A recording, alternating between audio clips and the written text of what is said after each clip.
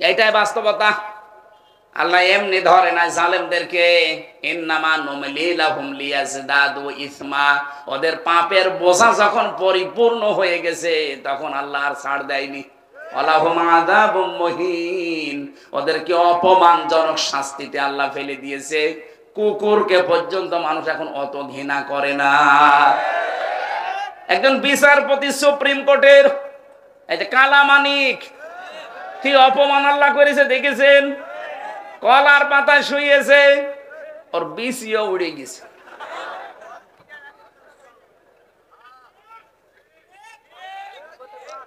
আমি যেটা আয়াত পড়েছিলাম মুবাসসিরিন, যে মানুষগুলো পৃথিবীতে অপচয় করে, আল্লাহ কিন্তু শুধু ফতোয়া দিয়ে শেষ করেননি। আল্লাহ বলেন আমি যেটা বলি ওইটা বাস্তবে করে দেখাই।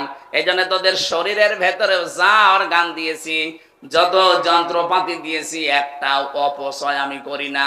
এত বড় কঠিন জিনিসকে খাবার থাকলে পড়বে, খাবার না থাকলে অটোমেটিক বন্ধ হয়ে যাবে। আমি সে অপচয়কারী না, এটা তার প্রমাণ। এই প্রমাণগুলো মানুষ যখন দেখবে তাদের ঈমান যেন বেড়ে যায়। এজন্য কোরআনে কারিমের এই বর্ণনার সাথে যখন মিলে যায়, যার সাথে যে মেলে আমি দেখেছি, এই যে টনি বেলাওয়ারের শালিকা লরেন বুথ, এই মহিলা ইরানের তেহরান বিমানবন্দরে এসেছিল কোরআনে ভুল ধরবে। এক মুসলমানকে ডাক দিয়ে বলছেন, ইয়া ব্রাদার, এদিকে আসেন, আমি ইসলাম কবুল করব না, গ্রহণ করব না, আমি ইসলাম মানবো না, কিন্তু ইসলাম আমি জানতে চাই। কি পড়লে ইসলাম অথেন্টিক ভাবে জানা যাবে ওইটা দিন। মুসলমান কোরআনের তাফসীর তুলে দিয়েছে। লরেন বুথ বলে আমি 3টা বছর একাধারে কোরআনে কারিমকে পড়েছি, একেবারে পড়ার মতো। আমাদের মতো আনাকুম জানাকুম পড়া না, পড়ার মতো পড়েছি। 53 জায়গায় লাল দাগ দিয়েছে। সাংবাদিকরা জিজ্ঞাসা করছে, আপনি একজন খ্রিস্টান, আপনি এত বড় শিক্ষিত একজন মেয়ে, অনার্স মাস্টার্স করা, পিএইচডি করা, আর আপনি একজন মুসলমান হয়ে গেলেন। আপনার নিজের ধর্ম খ্রিস্টান, এটা তো তামাম দুনিয়ায় এখন 1 নম্বরে আছে। খ্রিস্টান সবচাইতে পৃথিবীতে বেশি। 257টা রাষ্ট্র আছে দুনিয়ায়, সবচাইতে বেশি মানুষ খ্রিস্টান ধর্মে বাস করে। তারপরে আমরা 200 কোটি, আর ওরা 250 কোটি। লরেন বুথ বলেছে, সাংবাদিক ভাইরা, আমি কিন্তু কোরআনে ভুল ধরার জন্য আমেরিকা থেকে এসেছিলাম। এই ইরানের তেহরান বিমানবন্দরে নেমে মুসলমানের কাছে আমি কোরআন নিয়ে, হাদিস নিয়ে পড়তে পড়তে 3টা বছর কাটিয়েছি। ওরা আমাকে টাকা পয়সা দিয়ে পাঠিয়েছিল আমার খ্রিস্টান ধর্ম প্রচার করতে। আমি দেখলাম ধর্ম প্রচারের আগে দেখি যাদের কাছে প্রচার করব ওদের ধর্মীয় গ্রন্থটা পড়ি। কোরআনে কারিম পড়তে পড়তে 53 জায়গায় লাল দাগ দিয়েছি, এই তো ধরা পড়েছে ভুল। আল্লাহর ইশারা, যে আয়াতে ভুল ধরি দেখি ওই আয়াতের পরে ওর সওয়াব আল্লাহ 1500 বছর আগে দিয়ে দিয়েছে। আমি আর নিজেকে কন্ট্রোল করতে পারি না, আমি এখন বাপদাদার ধর্ম ছেড়ে দিয়েছি। লরেন বুথের নাম শুনেছেন না?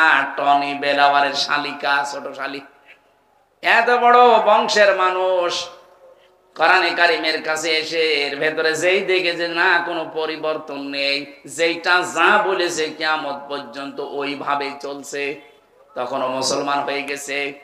আমরা যে নাহাল পড়লাম, এই নাহালের ভেতরে এই তথ্যটা আছে। উনি এখানেও লাল দাগ দিয়েছিলেন। 68 নাম্বার আয়াত সূরা নাহালের। আল্লাহ পাক বলেন, ওয়াউহা রাব্বুকা ইলান নাহালি আনিত্তাখিদি মিনাল জিবালি বুয়ুতাও ওয়া মিনাশ শাজারি ওয়া মিম্মা ইয়ারিশুন। আল্লাহ পাক বলেন, হে নবী, আপনি একটু লক্ষ্য করেন না কেন, আমি কিন্তু মৌমাছির উপরে ওহী দিয়েছিলাম একবার। কয়বার বলেন বলেন? মৌমাছিকে আমি একটা মাত্র ওহী করেছি, যে 3টা জায়গায় তোমরা জীবন যাপনের জন্য ঘর বাঁধবা। 1 নম্বরে পাহাড়ে, 2 নম্বরে মানুষের ঘরের চালে দেওয়ালে, 3 নম্বরে গাছের ডালে। এই 3টা ছাড়া আপনি দেখবেন আজ পর্যন্ত মৌমাছিরা অন্য কোনো জায়গায় বাসা বাঁধে না। তাদেরকে আদেশ করেছে আল্লাহ কয়বার বলেন? কিয়ামত পর্যন্ত একটা আদেশই মেনে চলছে। লরেন বুথ বলেছে, আমি এখানে লাল দাগ দিয়েছিলাম এই কারণে, কি গো, সারা পৃথিবীর বিভিন্ন দেশে বিভিন্ন রকমের মৌচাক পাওয়া যায়। আমাদের দেশে তো এই সমস্ত জায়গায় বেশিরভাগ হয় গাছের ডালে অথবা ঘরের চালে, নাকি? যেতে দেশে পাহাড় এরকম নেই, হ্যাঁ পাহাড়ি এলাকায় আবার পাবেন। কিন্তু আমি যেখানে পাহাড় দেখেছি, এই যে নেপালে, এরপর এই যে ভ্যালরে গিয়েছিলাম, বড় বড় পাহাড়ে উঠে দেখি কালো কালো মধুর শাক। ওখানে ওদের মধু আবার কালো, ওদের যৌবন ঠিক রাখার জন্য এগুলো বিশ্বে ব্যবহার করা হয়। বিভিন্ন রকমের মধু আল্লাহ দিয়েছেন, কিন্তু বাসা ওই তিনটা জায়গায়, হয় পাহাড়ে, নাই গাছের ডালে, নাই মানুষের ঘরের চালে ছাদে কার্নিশে। আল্লাহর একটা আদেশ পেয়ে যদি ওরা শেষ ১৫০০ বছর না কিয়ামত পর্যন্ত মেনে চলবে, আরো চলছে, তা আমাদেরকে আল্লাহ মানুষ হিসাবে বানিয়ে আদেশ দিয়েছেন এই কোরআনে ৫০০ কয়টা, তার ভেতরে আজকের তেলাওয়াত কিন্তু আয়াতে আছে ৬টা। ৩টা আদেশ, ৩টা নিষেধ। ওরা যদি একটা আদেশ পেয়ে নিরবিচ্ছিন্ন ভাবে মেনে চলতে পারে, আমরা এই আদেশগুলো পেয়ে এখন থেকে মানতে পারবো না। আরো জোরে বলেন। আল্লাহ ১ নম্বরে যার নাম দিয়েছেন তার নাম হচ্ছে আদল। নাম কি? আরো জোরে বলেন। আদল কি করে? মানুষ খায় না বিক্রি করে? এর বাংলা অর্থ হচ্ছে আদল মানে ন্যায় বিচার কায়েম করো। এটা আল্লাহর নির্দেশ। যেই কোরআনে আকিমিস সালাত আছে, আতুজ যাকাত আছে, নামাজ পড়ো, নামাজ কায়েম করো, যাকাত দাও, সেই কোরআনে আল্লাহ বলছেন বিল আদলি, ন্যায় বিচার কায়েম করো। এটা আজ নেই, এই জন্যই তো মানবতা ভুলুণ্ঠিত। কথা বলেন ঠিক কিনা? যে সমস্ত দেশগুলো আজ উন্নত, ওখানেও আমরা দেখেছি ন্যায় বিচার। সিঙ্গাপুরে গিয়েছিলাম, না ন্যায় বিচার নেই। ওরা মানুষের কথা শুনে আন্দাজে বিচার করে মানুষকে বিপদে ফেলে দেয়। যদি সত্যি ন্যায় বিচার থাকতো, বিশ্ব নবী মুহাম্মদ রাসূলুল্লাহ নিজের এই 23 বছরের জীবনে যেটা দেখিয়েছিলেন, ন্যায় বিচার কারে বলে, কেমন করে করা লাগে, এটা যদি সত্যি বাংলাদেশে আমরা দেখতে পেতাম, আমাদের ৫৬,০০০ বর্গ মাইল মিনি জান্নাত হয়ে যেত। এখানে আমি আলেমদেরকে একটা তথ্য বলছি, পৃথিবীর যত নবীকে আল্লাহ পাক দিয়েছিলেন ইনসাফ, কি বললাম? নিসফুন থেকে শব্দটা এসেছে ইনসাফ। ইনসাফ মানে অর্ধেক, নিসফুন মানে কি? অর্ধেক না?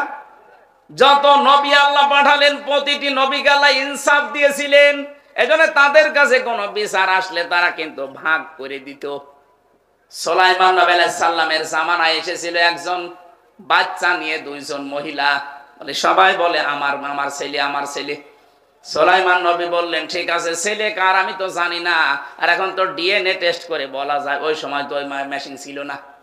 কাজ করে তোমরা একটা ছুরি নিয়ে এসে আমাকে দাও, আমি 2 ভাগ করে সমান করে কেটে 2 জনকে দিয়ে দেই। যেটা নকল মা ওইটা বলছে ঠিক আছে তাই করেন, আর যেটা আসল মা বলছে না, ছেলে দরকার ওকে দিয়ে দেন, অন্তত বেঁচে থাক। সুলাইমান নবী বুঝলেন আসল মাকে। এরকম যত নবী আল্লাহ পাঠিয়েছিলেন, প্রতিটি নবীকে আল্লাহ দিয়েছেন শুধু ইনসাফ। কি বলেন না কেন? আর আমাদের নবী মুহাম্মদ রাসূলুল্লাহকে আল্লাহ শুধু ইনসাফ দেয়নি, সাথে সাথে আদল দিয়েছেন। আদল মানে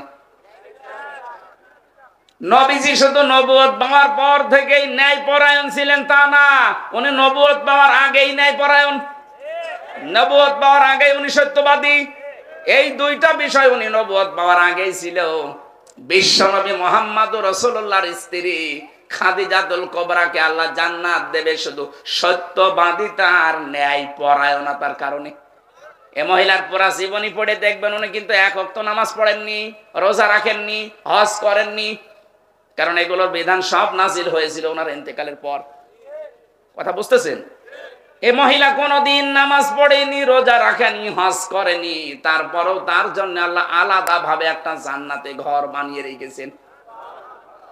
জিবরাইলকে দিয়ে আল্লাহ জানিয়েছিলেন, হে ফেরেশতা, আমার নবী মুহাম্মদ রাসূলুল্লাহকে সংবাদ দিয়ে দেন, তার স্ত্রী বড় যেটা খাদিজাতুল কুবরা রাদিয়াল্লাহু তাআলা আনহা, তার জন্য আমি আল্লাহ জান্নাতে আলাদা একটা বিল্ডিং বানিয়ে রেখেছি।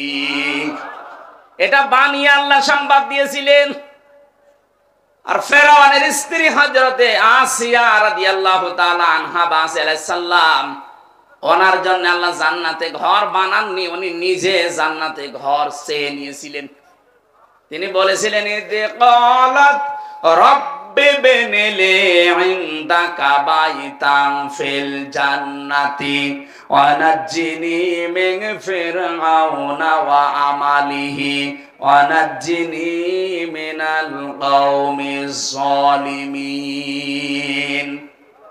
হে আল্লাহ, তুমি আমার এই জুলুম অত্যাচার দেখে জান্নাত পাঠিয়ে দিয়েছো না, তুমি আমাকে জান্নাতের ভেতর একটা ঘর বানিয়ে দাও, যেখানে বসে বসে তোমার মতো মালিককে দেখা যায়। জোরে বলেন সুবহানাল্লাহ।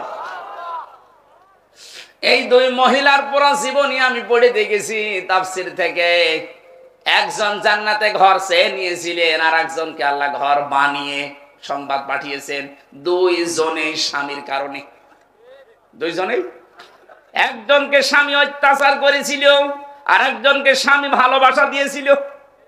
আমাদের নবী মুহাম্মদ রাসূলুল্লাহ এই পৃথিবীতে সবচেয়ে বেশি ভালোবাসা দিয়েছেন তার নিজের স্ত্রীকে। কথা বলে না কেন? এই জন্য নবীজি মাঝে মাঝে বলতেন, আমার কাছে তিনটা জিনিস প্রিয়, একটা স্ত্রী, কিন্তু আমার নিজেরটা। প্রথমটা কি? বলেন বলেন বলেন। স্ত্রী বলার পরে শেষ করেননি, বলেছেন আমার নিজেরটা। জাওজাতি, আমার নিজের স্ত্রী আমার কাছে পছন্দ। আমাদের কাছেও স্ত্রী পছন্দ, কিন্তু নিজেরটা বাদ দিয়ে অন্যেরটা। কে দাদা? কি?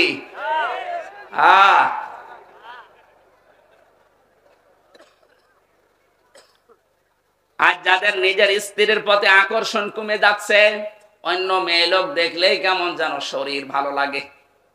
কথা বলছেন? অন্য মেয়ে লোক দেখলেই ভালো লাগে, নিজের তার প্রতি আকর্ষণ নেই। এরকম পুরুষ মানুষ নেই? কারা আছেন হাত তোলেন তো। একজন। ওটা কোনটা? এটা একটু দাঁড় করান। নিজেরটা ভালো লাগে না, অন্যেরটা দেখলে না। অনেকে আমার মোবাইলে যে হোয়াটসঅ্যাপে মেসেজ আজকেও প্রায় 8-10 জন পাঠিয়েছে।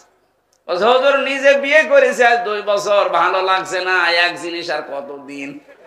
আরে শয়তান, তোর এক জিনিস যদি কতদিন এই কথা হয়, তোর স্ত্রী তো বলবে যে ও এক জিনিস আর কতদিন। আমিও তাহলে অন্য জায়গায় লাইন করি না। এটা একটা রোগ, এই রোগের ঔষধ আছে 2টা। কয়টা? এখানে যাদের এরকম রোগ আছে, আপনি হয়তো হাত তুললেন না লজ্জায়, কিন্তু আমি আছে জানি। নিজের স্ত্রী ভালো লাগছে না, আকর্ষণ কমে যাচ্ছে দিন দিন, দেখলেই খারাপ লাগে। অন্যেরটা যাই হোক দেখলে ভালো লাগে। এই যে বলছে হ্যাঁ, তার মানে ওই লাইনে আছে। এই রোগে যারা রোগী এখানে আছেন তো, হ্যাঁ, আমি 2টা ঔষধ বলছি কোরআন থেকে, যদি 15 দিন মানতে পারেন নিজের স্ত্রীর প্রতি চাহিদা বাড়বে। এইটাই আপনার কাছে একেবারে জান্নাতের পরি মনে হবে, আর বাকি কাউকে দেখলেই ভেতরে একটা ঘৃণা জন্মাবে। নাকি বলবো না? আল্লাহ রাব্বুল আলামিন কোরআনে কারীমের সূরা নূরের 30 নম্বর আয়াতে ঔষধ দিয়েছেন, অকুল্লিল মুমিনিনা ইয়াগুদ্দু মিন আবসারিহিম ওয়া ইয়াহফাযু ফুরুজাহুম যালিকা আযকা লাহুম। আল্লাহ পাক বলেন, মুমিন পুরুষদেরকে আপনি বলেন তারা যেন পর নারী থেকে নিজের চক্ষুকে নিম্নগামী করে রাখে। আজকে থেকে ও 15 দিন মানবেন। আমি সহ যত যুবক মানুষ আছে, বুড়ো মানুষ বাদ দিলাম, কারণ ওর চোখের কোনো জ্যোতি নেই। যুবক মানুষ আমরা যারা আছি, নিজের 14 জন মহিলার দিকে আপনি তাকাতে পারবেন। কয়জন? এই 14 জন বাদ দিয়ে দুনিয়ার যত সুন্দরী মহিলার সামনে পড়ুক, সঙ্গে সঙ্গে চোখ নিচের দিকে। এই ওষুধটা খাওয়া যাবে না? যাবে না? আজকেও মাহফিলে যারা এসেছে, হয়তো আপনার বোনের মতো, আপনার মেয়ের মতো, মায়ের মতো, ফুফুর মতো, হ্যাঁ হোক, কিন্তু যেটা বোর মতো, কোন নজরে তাকাবেন? এই জন্য যে যাই হোক কারো দিকে তাকাবো না, এই নিয়ত করে আজকে যাবেন। হ্যাঁ, 14 জন যদি পড়ে যায়, 14 জনের ভেতরে একজন তাকাবেন। 1 নম্বরে মা, কি বললাম? 2 নম্বরে বোন, এটা আপন বোন হওয়া লাগবে, খালাতো বোন, মামাতো বোন, চাচাতো বোন ডিলেট। 1 নাম্বার হওয়া লাগবে মা। 2 নম্বরে বলেন বলেন 3 নম্বরে খালা, এটা আপন খালা। অনেকে ধর্ম খালা পাতিয়েছে, মেয়ে আছে খালার এই কারণে। কিছুদিন খালা খালা করে, কিছুদিন পরে দেখবেন শাশুড়ি হয়ে গেছে। এই খালা না, আপন খালা। 4 নম্বরে ফুফু, এটা আবার আপন ফুফু হওয়া লাগবে। এরপরে দুধ মা, এরপরে নিজের যে আপন ভাইয়ের মেয়ে, আপন বোনের মেয়ে, এরপরে যে পুত্র বধূ বলেন,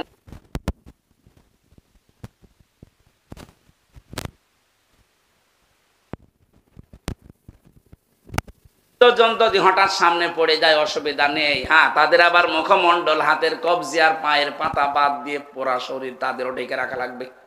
এজন্য যুবতী কোন মেয়ে তার বাবার সামনে স্কিন টাইট গেঞ্জি পরে আসতে পারবে না। দেশে এখন স্কিন টাইট প্যান্টও মেয়েরা পরে। কত বড় নির্লজ্জ মানুষ আপনি। নবীজি একদিন হযরতে আবু বকরকে আর আয়েশা রাদিয়াল্লাহু তাআলা আনহাকে এক জায়গায় বসে গল্প করতে দেখলেন। দূর থেকে নবীজি কিছুক্ষণ দেখার পরে কাছে এসে বললেন, আলাদা হয়ে যাও, আমি নবী, তোমরা নবী না। আমি যা দেখি দেখতে পাও না। আমি দেখছিলাম তোমরা দুইজন বাবা আর মেয়ে, যদিও আপন, কিন্তু শয়তান তো বসে নেই, তোমাদের ভেতরে ওয়াসওয়াসা দেওয়ার জন্য খুব চেষ্টা চালাচ্ছিল। আপনি টের পেয়েছেন কি বলছি? আবু বকর জান্নাতি মানুষ, জান্নাতের প্রতিটি দরজা তাকে ডাকবে। হযরতে আয়েশা সিদ্দিকার চরিত্রের ব্যাপারে আল্লাহ কোরআনে কারিমে 13 খানা আয়াত নাযিল করেছে। এরকম পুত পবিত্র চরিত্রের অধিকারী, জান্নাতের গ্যারান্টি প্রাপ্ত মানুষ এক জায়গায় বসে আছে, তা আপন বাপ আর মেয়ে। সেখানে যদি শয়তান থাবা দেওয়ার চেষ্টা করে, আমাদের তো জাহান্নামের গ্যারান্টি নেই। আমরা এক জায়গায় বসে এরকম উল্টা পাল্টা মেয়ে নিয়ে গল্প করেন কি করে আপনি? স্কিন টাইট প্যান্ট পরা, হাফ প্যান্ট পরা মেয়ে উনি সিনেমা দেখতেছে, কি বাবা বলা যায়? অঘটন ঘটে যায়, তখন বলে হুজুর তওবা পড়িয়ে দেন। ওরে শয়তান, তওবা তোর জবাই করা দরকার।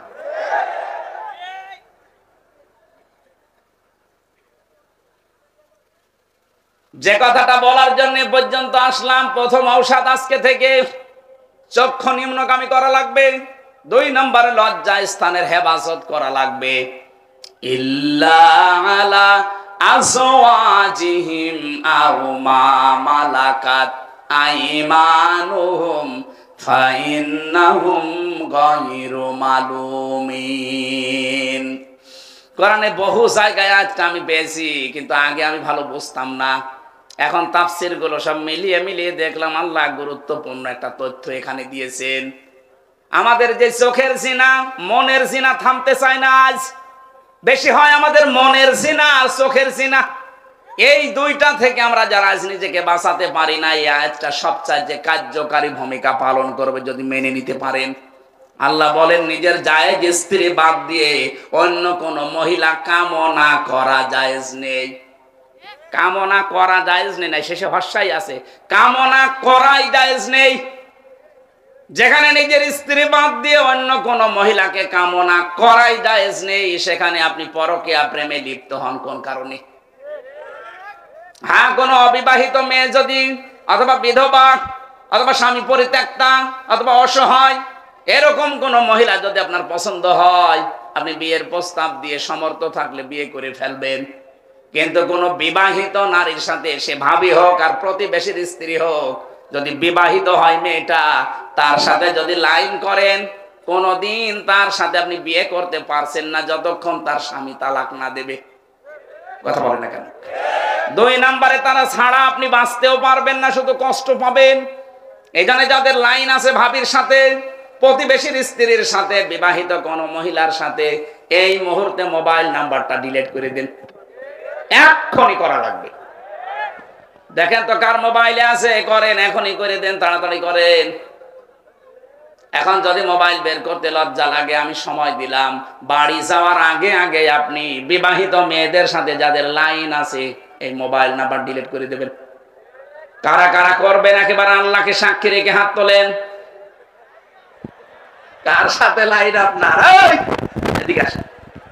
আচ্ছা, 2 হাত তুলেছে, 2 জায়গায় লাইন করেছে। না না, এই এলাকার মানুষ তো খুব সুবিধার না, বিবাহিত মহিলাদের সাথে এরা লাইন করে, নাউজুবিল্লাহ। অবিবাহিত মানুষের সাথে লাইন মাইন করে বিয়ে করে ফেলে, তাই বলে আপনি এই কাজ করবেন না। ও যখন হাত তুলেছে আমি জানি ওর লাইন আছে, ও যেন বাড়ি যাওয়ার আগে এই নাম্বার গুলো ডিলিট করে দেয় আর ব্লক মেরে দেয়, জীবনে যেন ওই মহিলা, ওই ভাবি, ওই বিবাহিত মহিলা প্রতিবেশী কল দিতে না পারে।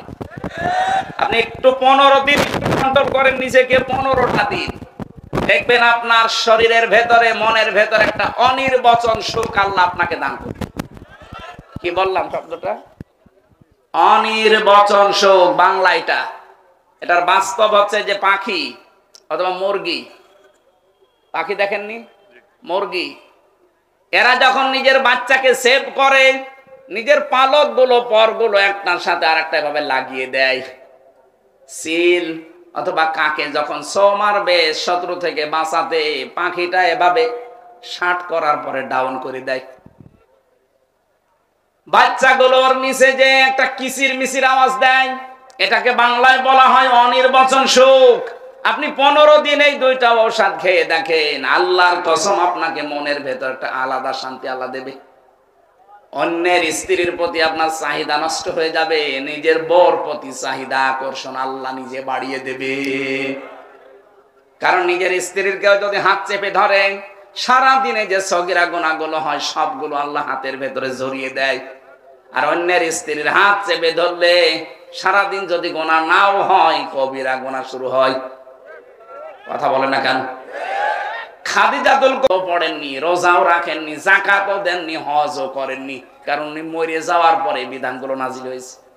অথচ ওনাকে আল্লাহ জান্নাতে ঘর বানিয়ে দুনিয়ায় পাঠিয়েছেন সুসংবাদ। একটাই কারণ, উনি জন্ম থেকে শুরু করে উনি ন্যায় বিচারক ছিলেন, ন্যায় নিষ্ঠাবান ছিলেন আর সত্যবাদী ছিলেন। তাহলে কত গুরুত্বপূর্ণ এই শব্দটা আপনি টের পাচ্ছেন? আল্লাহ প্রথম আদেশ এটা দিয়েছে, দুনিয়ার মানুষেরা আমি আদেশ দিলাম তোমরা ন্যায় বিচার করবে। এখন আদল শব্দটা কি? মামানাল আদান লগাতানা সারহান। আদল প্রধানত তাফসীরের ভাষা দিয়ে বলছি 3 প্রকার। 1 নম্বরে আদল আল্লাহর সাথে করবেন, 2 নম্বরে আদল রাসূলের সাথে করবেন, 3 নম্বরে আদল সৃষ্টি জগতের সাথে করবেন। প্রশ্ন আসতে পারে, আল্লাহর সাথে আদল কি বেশি হয়ে গেল নাকি? 1.5 ঘন্টা হয়ে গেছে, আর আমার আবার বাসা লাগবে না। আজকে 3টা চলছে, 1.5 ঘন্টা করে হলো, বলেন কত ঘন্টা? আমার সঙ্গে গলা পারবে? সুবহানাল্লাহ আলহামদুলিল্লাহ লা ইলাহা ইল্লাল্লাহ, সুবহানাল্লাহ আলহামদুলিল্লাহ লা ইলাহা ইল্লাল্লাহ মুহাম্মাদুর রাসূলুল্লাহ। জেলে যাওয়ার পরে আমি একটা বিষয় এই 3 বছরে অনুধাবন করেছিলাম, এই যে স্বামী স্ত্রীর যে সম্পর্কটা, এটার অবনতি, আর এর কারণে কত মানুষের জীবন যে নষ্ট হয়ে যাচ্ছে, নারী হোক আর পুরুষ হোক। বহু মহিলা জেলে আছে শুধু স্বামীর সাথে গন্ডগোল, এই ঠোকামুখি। আর বহু স্বামী তো আমার সাথেই ছিল, খুব বড় বড় অপরাধ না, কি হয়েছে এই ছোটখাটো সাংসারিক বিষয় নিয়ে একটু গন্ডগোল হওয়ার পরে স্ত্রীকে হয়তো সংশোধনের জন্য একটা থাপ্পড় দিয়েছে, ও ছাতা মরে গেছে। এখন যে জল্লাদের দায়িত্বে আছে ইলিয়াস, আগে ছিল তো শাহজাহান জল্লাদ, এখন দায়িত্ব পেয়েছে ইলিয়াস কেন্দ্রীয় কারাগারে। ও ফাঁসি দেয় মানুষকে। ও একদিন এসে দুঃখ করছিল, হামজা ভাই আজ আমি ফাঁসির আসামি, সেখান থেকে আমার যাবজ্জীবন জেল, 30 বছর থাকা লাগবে, অথচ আমার মামলাটা একেবারে হালকা মামলা। আমি 17 বছর ছিলাম সৌদি আরবে। বাড়িতে আসার পরে বিয়ে করে আমার মায়ের সাথে বর মিল নেই, কিছু মাকে বোনকে দিলেই বউ শুধু রাগ করে। ভাবলাম আমার জিনিস, আমার কষ্টের জিনিস আমি দেব, এ রাগ করার কি? পরে সংশোধনের জন্য একটু মুখে মুখে তর্ক করেছিল, একটা থাপ্পড় দিয়েছিলাম, ও ছাতা জাগায় মরে গেছে। মরে যাওয়ার পরে ওর বাবা মা কেস দিল, মার্ডার মামলা। এই যে আমার ফাঁসি আসামি ছিলাম, আমি এখন এই যাবজ্জীবনে আছি, 30 বছর আমার জেল খাটা লাগবে। বলেন, যদি আমি কাজকর্ম করে দিই, মানুষকে ফাঁসি দে, তা আমার জেল কিছু কমবে, তাও 22 বছর। কয় বছর? 8 বছর মাফ, 22 বছর ওদিকে 17 বছর, আরো ওর বয়সে যদি বিয়ে করে 25 বছর বয়সে, কত বছর বয়স হয় বলেন? ওর জীবনে বের হয়ে আর কিছু থাকবে? অথচ বিষয়টা একেবারে সিম্পল। সংশোধনের জন্য পারিবারিক জীবনে ঠোকামুখি।